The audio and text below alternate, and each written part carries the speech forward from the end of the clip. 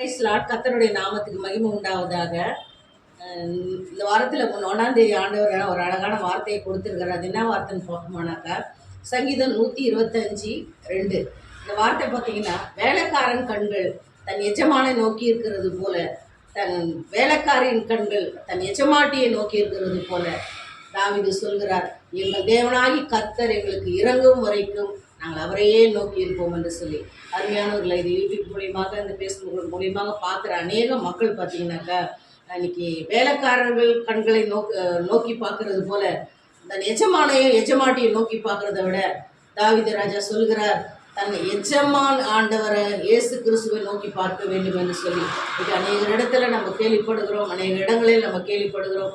எத்தனையோ ஆண்டுகள் வேலை செய்து சில கம்பெனிகள் மூடப்பட்டு, சில ஸ்தாபனங்கள் மூடப்பட்டு அவர்கள் வெறுமையாய் வருகிறார்கள்.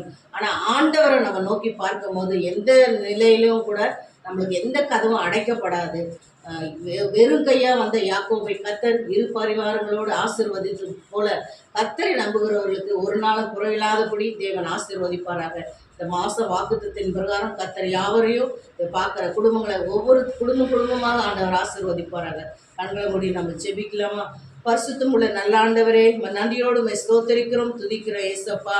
ஆண்டவர் இந்த புதிய ஆண்டவர மாதத்துல இந்த வார்த்தையானது தகப்பனே அநேக குடும்பங்களுக்கு கர்த்தர் ஒரு ஆசீர்வாதத்தை கொண்டு வரட்டும் சுவாமி. அநேக பார்க்கிற இது ஒவ்வொருத்தரும் கர்த்தாவை இருதயங்களிலும் இயேசு சுவாமி தொடப்படும்படியா ஜெபிக்கிறேன். பெரிய காரியங்களை செய்யுங்க. இயேசுவின் நாமத்தில் பிதாவே, ஆமென்.